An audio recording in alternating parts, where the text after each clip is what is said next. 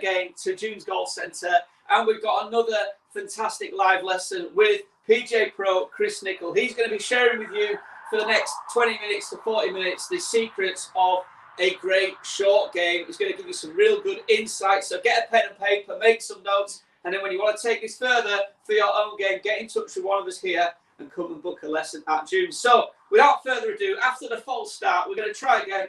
Over to you, Kris. Right, hello there. I'm going to speak a little bit about some of the stuff that I like to see in short game, some kind of insights into what some of the things that happens when I see golfers come in for lessons, some typical kind of faults. Give you a little rundown and maybe how you pick the right shot, maybe a little bit on your routine, and then for there, hopefully you've got a little bit of a better idea on maybe some things to try next time you're out on the range. So right now we'll start off with just a basic setup. How I kind of like to see you set up to a chip shot. So like right now I've got my 58 degree sand wedge. I'll probably play most of my shots with the 58, depending if there's a certain shot that I need to play. But the majority of the time I'm going to kind of use the 58 and I'd maybe play around with my setup. But if I give you a little bit of an idea on how just to set up for a basic standard shot. So we'll start off with the ball position. So I'd like to kind of see your ball position being fairly middle, maybe you could go a little smidge back of middle. Feet width, it's got to be quite narrow. We don't really need a big wide base. When I hit a big powerful shot, we can come in quite tight to it. We've got to maybe nudge in a little bit closer to the golf ball, and we might go down the grip a little bit. So to get you set up into that position, another wee check that I quite like to see is the butt end of the grip pointing to your belt buckle. I don't really want to see too much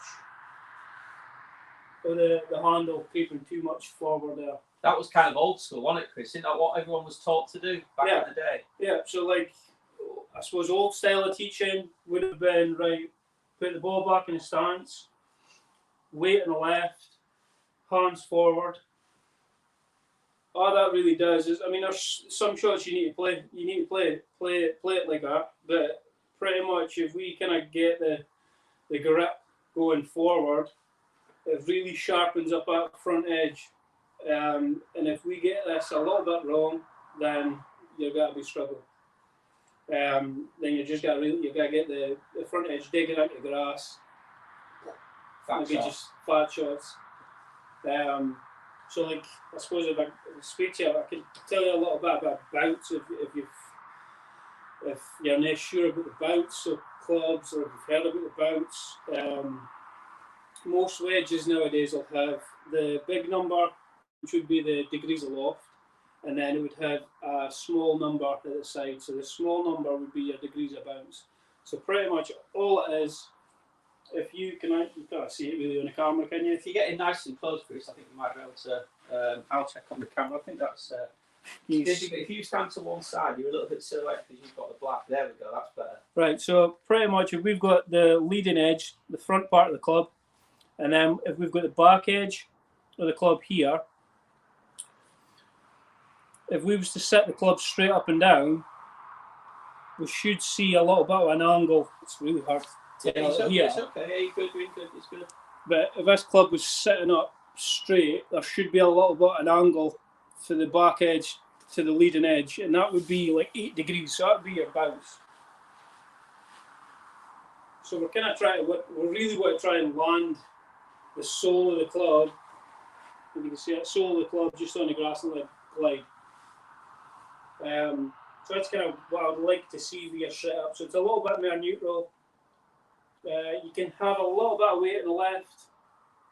I would just say slightly favouring the left side. One more thing, probably alignment. Your alignment, you might be a touch open, but again, it's a little bit of personal preference. What do you mean by touch open? So, Chris? So I'll put the back camera on for so you. we're saying, if we was to say this is your target line,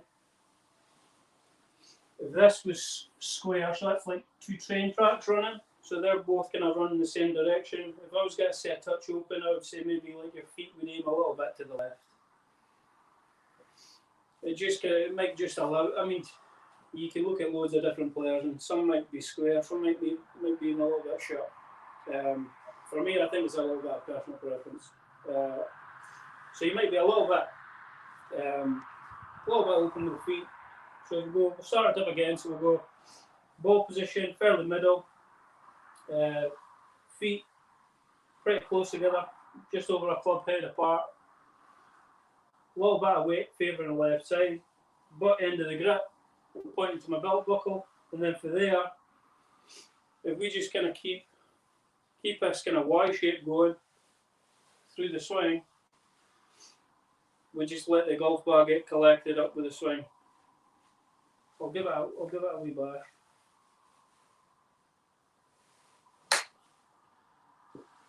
Chris, just to pick up on something you said there, Chris, I love that phrase, to let the golf ball just be collected by the swing. Because you, like I, will probably see as a common fault a lot of amateurs make. What they try and do, they kind of go after it a bit. Yeah. How would you describe that? Could you just do a little demonstration of what you see people doing? Like I would say a lot of time when they, especially if you're hitting chip shots, a lot of people are kind of trying to either really force a strike or almost try to help it up in the air a little bit, and can really get lost. I think because it's such a short shot, you kind of feel like you're not really using your body, and you're just kind of guiding it down there with your hands and your arms. But I think you've really got to use your. It's almost like your chest is always. It's always kind of moving. There's not going to be as much kind of leg action as a full shot, but you're always wanting this chest to be moving. I mean, I'll kind of go into that a little bit more once we go into like chunk shots, thin shots. I remember Yeah, go for it. It doesn't matter which order. We'll let it roll. So, like, if I'm seeing a thin shot, what I tend to find is people try to help the ball up in the air. So almost like a body or the chest will stop turning, and then hands, the club's got to get to the golf ball first in order to try and get it up in the air. So it almost look a little bit like really try to flick at it and get it up. It's got to be the number one fault I see with new golfers, isn't it? Yeah. So like if we was to go, so definitely number one, once you get up into your setup, we're always wanting to keep this chest moving. You could almost think about the butt end of the grip still pointing at your belt buckle the whole time. Because if you're thinning it, the butt end of the grip's got to be pointing at your back, your chest will start moving. So it's like, even if you're just making some practice swings, try and feel like the butt end of the grip points to your midsection whole time. And as we're doing it, we're just going to try and feel like we're brushing the grass as we're going through it. Chris, I noticed there, it's quite apparent on that demonstration of what your head's doing there. Yeah. There's quite a lot of, and I think this will be a surprise to a lot of people watching, that you're actually letting, as your chest rotates, there's a definite movement of the head. Now that goes against the old, golfer, most amateur golfers are telling each other you've got to keep your head down. Yeah, definitely. I mean, it's got to tie in with the chunk shot as well. If you're going, let's show us that then. What do you? Like for me, if I'm seeing the chunk shot, like hitting behind it, not catching the golf ball first, I would kind of see like again, the body stop turning, but I would see the hands or the grip end going forward first and really using that back edge. Again, if I get somebody that's really chunking quite bad, I'd almost want them to try and feel like this is really loose. So you're really feeling the weight of the club. And you can see almost like, if we were just to swing us back and forth, see how the butt end of the grip almost still points. It's not really moving too far. If we was to just keep doing that, but we just add in a little bit of turn with your chest, brushing the grass, I'd almost do it just with right hand only. So in with the right hand, butt end of the grip points to your middle, really letting it release. Beautiful. So that'd be the chunk. The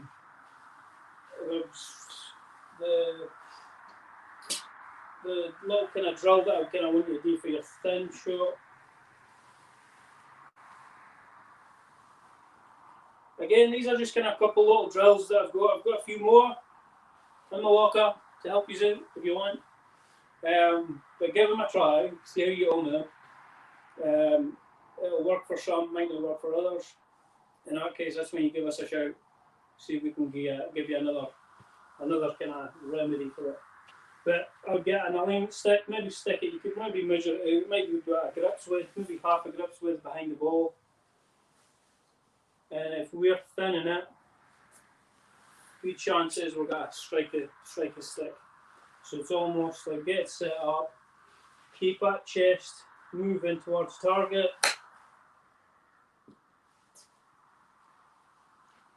Through the shot, hit some where you're kind of missing the alignment stick. That'll be the thin shot. You've got the chunks. One more I would say would be like almost like a Kiwi shot. We don't say the word. Aye.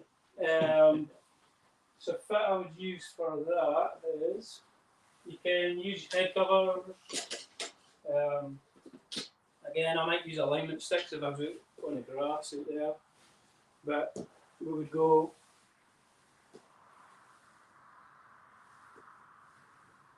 stick the head cover almost out on the just out past the toe edge. Sorry. So if we're seeing, I would say I see this shot actually quite a lot with chipping. So what's this, Chris? Just to clarify, this is when they're striking So it out pretty much, this is pretty much when a club's coming in and you strike it a little bit out the heel, strike it at this part of the club, and the ball kind of almost just shoots along to the right. It doesn't get airborne or nothing. For me, it would be pretty much when the club's just travelling too much out to the right, and it's almost like guiding it towards the target. And again, that comes back a little bit to your chest movement. If we get chest moving, you can almost see in the camera that goes down the line, the club's working round in a little bit of an arc instead of going straight down the target. So if we was to get the head cover there, I might give you one little thought. So the head cover's there to stop you from hitting it out the heel, because if I hit this out the heel, I'll hit the head cover as well. Right? So we go head cover, and then we would go, and I'd almost want you to try and feel like you go left pocket. So almost dragging the club around the body just a little bit. So be in, left pocket, so it's coming a little bit more closer to left pocket instead of being straight down the line. I think that's pretty much it for I've covered the short types that I kind of see. Again, when you're playing, you're hitting chip shots, you can use any club in your bag with it. It's not going to change too much. The only thing I would really change, if I'm going to try and play like someone that runs in a little bit lower, would be you might change a loft. So you might go 9 and 8 and 7 and then you might just play it a little bit further back in the stance. So maybe just inside right foot. Butt end of the grip for me still wants to be pointing towards the belt buckle, and then for there, keeping that shape and letting it land a bit closer and run out a little bit more. Did I hit the high shot? I didn't hit the high shot, the low shot, did I? No, we've not done that, but I've got a question that's come out. And it's basically, what would you recommend for someone who's fairly new to golf or is like a mid to higher handicapper? They might have been playing golf for a while. Should they seek to develop their short game and get used to one club first? So, for example, you hit a lot of shots with your 58 wedge. Would you sort of promote getting really good and confident with one club, or should they seek to try all of the clubs? Where do you sit on that one? For me, I think for beginners or like higher handicappers, you'd almost want to pick. I would almost just get pretty good at playing one standard shot. Yeah. So just try and almost just do the same thing every time. So it might be like the pitching wedge might be your best kind of club to go to, because it's still got a bit of loft there, but it's maybe not as lofty as your sandwich. And you've got to pretty much just go through the basic setup that I did there just now. So it'd be ball fairly middle, and just keep that kind of Y shape for most of your chip shots. And once you start getting a little bit more comfortable with it, then you can start playing about the setup, play about with different clubs. I think for me growing up, and again, I really didn't want to start thinking about my golf on this, but if I was to go back to when I was younger, there would be loads of juniors I would have played, would have had chipping games, and we wouldn't have had our clubs there, so we would have pretty much just took a 58. Yeah. And we would have played it different ways. Yeah, same with me, Chris. We were a good walk away from the clubhouse where the practice green was, and we'd just take up a 50-60 green, which is what I had back then, because we could play bunker shots with it as well. Yeah. But we got mustard with that one club, really good with it. And then that meant that the only disadvantage to that, though, is that I don't feel I really developed an artillery or armory of shots early on, but that could come later. And I think I'd agree with you. I think developing confidence and knowing and fast tracking that real good, proficient, shot with one club isn't a bad way to go. I think so. I think if you can get, especially for higher handicappers or beginners, you just want to be able to strike that chip shot and get it up onto the green. So if you're getting pretty good at just with the one club, then just keep at it. Again, the better you get, then you maybe want to start playing with different types of clubs, different types of shots.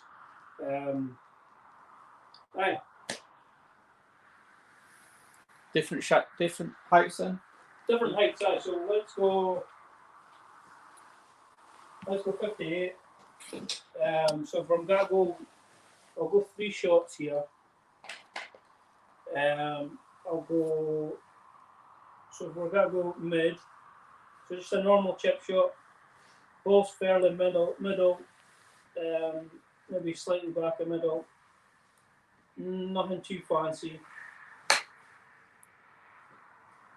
If you almost take note of even where I've kind of finished here, right? So club's almost got to be at about hip height. If I go a little bit higher with it, I might open the club up a little bit. And by opening it up, I'm just meaning laying it a little bit more flatter, adding a little bit more loft on it. If I'm going to do that, I'm going to actually move my body a little bit more to the right. So the ball's got to be a little bit further forward. I'm going to be standing a little bit further away from the golf ball. And if I'm going to pop this up higher, see the difference in the finish? So club's up in the air a little bit more. Club's actually looking back at me. Butt end of the grip, pointing pretty much down the floor. If we go lower, so we'll go ball back a little touch. So maybe more in line with the right foot. And a little bit closer. Nice low finish. So club's a lot lower. This is a lot firmer. Ball's got to come in a little bit lower with a little bit more run on it. Something to play with me. Definitely, depending on what level you're at, Play about with it. See how you go on. You might find that you are better, you strike it more consistent when you play the ball further back in your stance. Great, perfect. If that's what kind of works for you, ideal. You just might get certain situations where if you've got pop up in the air, it might maybe just might not be your shot. But if you do a little bit of practice, mess around with it. That's what short games are about. It's just messing around. But hopefully you've got a little bit of an idea there. If I was going to go one more thing, you go anything else? I've got some other stuff, but you carry on. I've got some stuff to prompt. And Go for it. I mean, okay, so I get a lot of people saying they struggle to control the distance that they're trying to hit it. Okay. I have an opinion on it. I think a lot of it's connected to strike quality. Yep. But let's assume they've taken on board what you've shared there about that basic technique and the striking it well. What I know there's different opinions here. I think what we'd like is your opinion of what you actually do to control the distance you hit a chip shot. So definitely strike. If you're not striking it the same or solidly every time, then you will get varied distances. But if you're kind of striking it pretty good and you want to, and you're struggling with your distance control, I like to kind of set up like different games to control distance. A lot of that is coming down to feel. I suppose like if I'm throwing a golf ball to Pete over there, I'm not thinking about how far I've got to take my hand back and when I've got to throw it. It's just everybody has got the ability to throw it, and it's a lot about feel. I think going for that onto the routine part. Pretty much, once you get up to your shot, your chip shot, a great way to kind of feel it or decipher which kind of shot or flight you've got to put on it. It would almost be like picture yourself almost throwing a golf ball there. See how that would react. See how the kind of the flight of the golf ball would flight the golf ball you would see. And then pretty much that's the shot you want to try and pick. You want to just try and select a club that's got to give you the flight. But a lot of that is just kind of feel. But again, I think going back to what you said, Pete, I think you've got to hit a strike here for a start. I think what I see a lot of is people who say, I can't control the distance of my chip shots. And then when I see it in action out on the golf course and they're 15 yards from a green and then they thin it, so thin where the club hits the equator of the ball goes careering off the other end of the green and they're further away now from the hole where they started, they reflect back to me saying, I've hit it too hard. And the problem with that is they haven't hit it too hard. They struck the ball badly. They thinned it, but that goes into their brain. And now their brain on the next time they have the chip shot is I've got to hit it softer. Yeah. And then they strike it half decent. Of course, the ball only goes halfway. So strike is king. Definitely. I'm kind of pretty much, I think I've covered everything I wanted to cover. Again, if going into a little bit of routine, once you've kind of, you've got to look at your lie first for a start, because there's got to be almost certain things that you can do with the golf ball and shots you can play for certain lies. I mean, after the mat here, you've got a perfect lie every time, so you can pretty much do everything. I think that could be a future video, Chris. I think lies is great. Out in the field, we'll get out on a golf course, out on the front here, playing from different lies, and I think the viewers this evening would probably be very grateful to get just what do you do? You know, we make some lies. You know, put it in some thick grass, sit it up even. I mean, you know, sometimes you can get it sat up, and that's as problematic as the ball sat down, isn't it? Definitely. I mean, the lie's really important.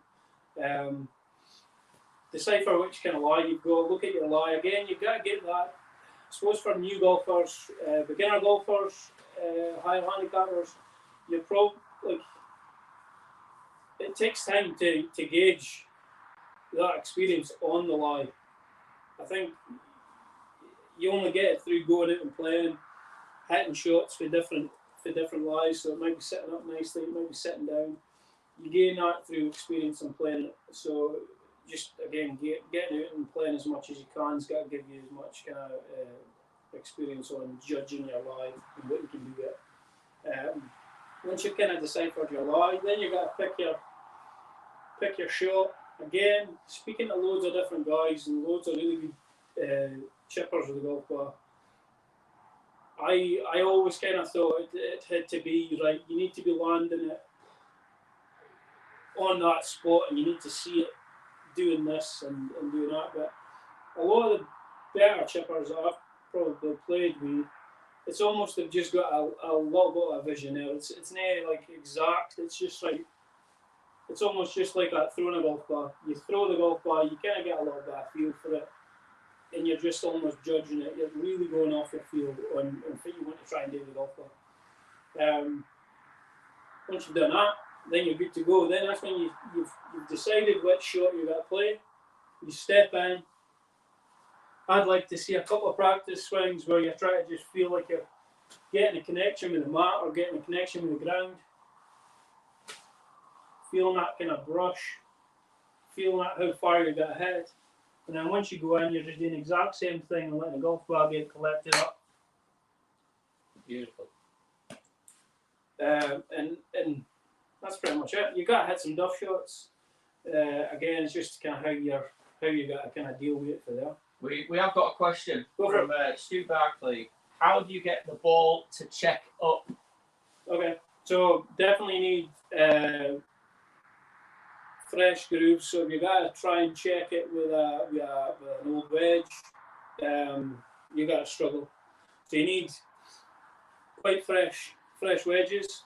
I heard someone on a podcast not too long ago about wedges, and I'm sure it was the guys for Voki, and they were saying even amateurs should be changing their wedges every year. It's like 52 rounds or something. Is it? It's really? something like that. I mean, I'm pretty sure it's 52 rounds. Wow. I mean, that's probably, let's be honest, that is Voki trying to sell more wedges as well. That's obviously got to be a good turn there as well.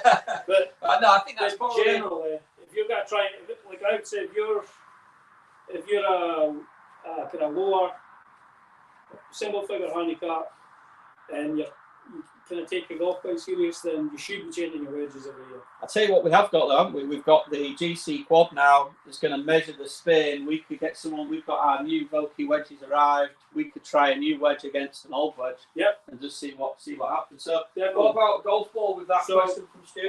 So golf ball, for me or for, I would say, anybody else, to try and spin it with a range ball, you really got to struggle. You kind of need a premium golf ball. You need a softer golf ball to get a little bit of spin. Again, you're going to probably need a better lie, a pretty good lie for it. So once you've got your brand new Voki wedge for June's golf set, and you've got your brand new Pro V's, or TaylorMade, whatever, TP5s. So once you've got them two, and you've got your really nice lie in the course, for me, you've got to spin it a little bit more. You've got to try and go. I would open the club face up just a little bit, and I'm really got to try and feel like I'm zipping across it. Speed, bit of speed. A little bit. You need a little bit of speed to create that spin, and I'm really got to try and feel like this butt end of the grip goes quite tight to my left pocket. It's never going to really get chasing away from my heel.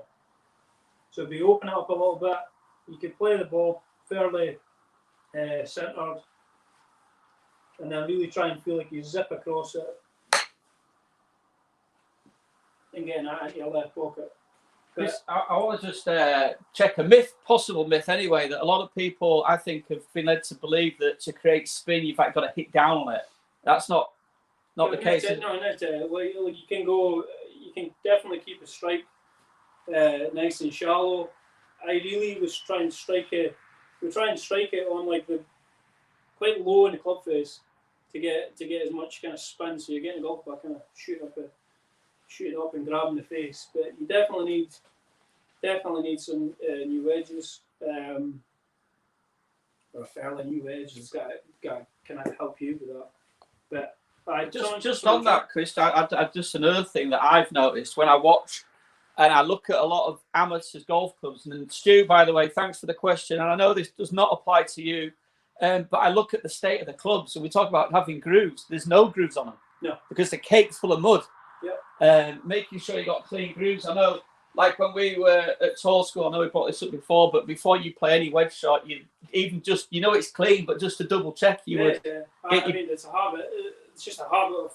I think even if you go, when you're going to, for anybody that's kind of going out and chipping on the short game area, if you've got your wedge, any club, after you hit each shot, you've got to clean it off, because you could get such a different shot coming out with just a little bit of. So you're practicing, aren't you? Well, you're practicing in a different shot to what's ever going to happen with clean grooves. Exactly. Yeah. Brilliant. Great advice. Anything else? That seems to be it for the questions, Chris. I think you've covered a lot there. I think it's been pretty easy to understand. I think that was a great presentation. Well done. Thank you very much. Don't think there's any more questions. I'll just double check. But no, hopefully that's been of use to everybody who's been watching. I'll just come and zip in here. I think I can get on the camera. Yeah, there we go. So yeah, thanks for watching, everyone. As always, if you do have any questions that come to mind after you've perhaps even come to the range or the short game area, or you've been out playing and it's with your chipping, then please do get in touch with us. You can drop us an email. You can message us through Facebook, through YouTube. Just get in touch with us. We want to help you to play better golf. That's what we do here. So anytime, just drop us a message and we'll report back as soon as we possibly can. And if you're still struggling and you want to make this year a better year for you on the golf course, then get in touch with Chris, Sam or myself and come and get a lesson where we can really drill down into the one thing that's going to help you. These sessions are kind of generic. Chris is trying to share with you some insights without making it overly complicated. And there's definitely some good stuff in there that will help you. But like I said, if you want to really find out what's going on with your game, because everybody's different, then come and see us on a one-to-one basis. We are doing lessons now. We started today. So the lesson diary is open. If you go to dunesgolfcentre.co.uk/book a lesson, or just go to the homepage, you'll see the link in the menu bar, and our diaries are all on there. Right then, Chris. Perfect. Well, thanks for watching. Take care, and we'll see you all soon. Cheers.